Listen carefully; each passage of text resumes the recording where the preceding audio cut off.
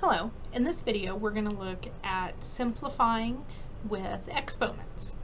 So the first thing I want to do is do a little bit of a review on the exponential rules. If you have a power times a power with the same base, you can multiply those powers, and what it's going to do is it's going to add the exponents like we see in this first rule here. If you have a power divided by a power with the same base, then you will subtract those exponents.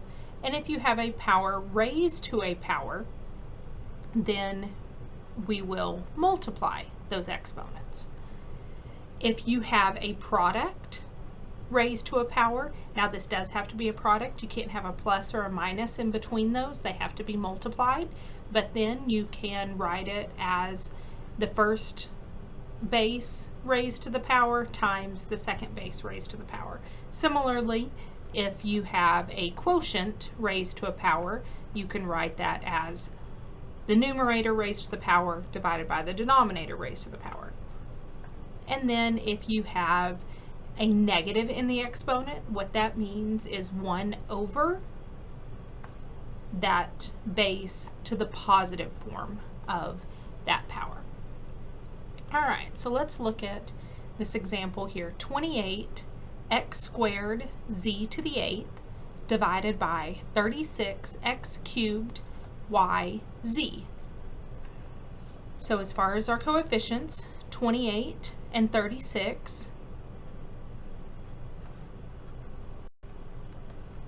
28 and 36 are both divisible by 4, so we can divide 4 on top and bottom. So we'll get a 7 for our coefficient on the top, and we'll get a 9 for our coefficient on the bottom. And then we have x squared over x cubed, so we're going to be using that second rule up there. We've got a power divided by a power, so we could write that as x to the 2 minus 3.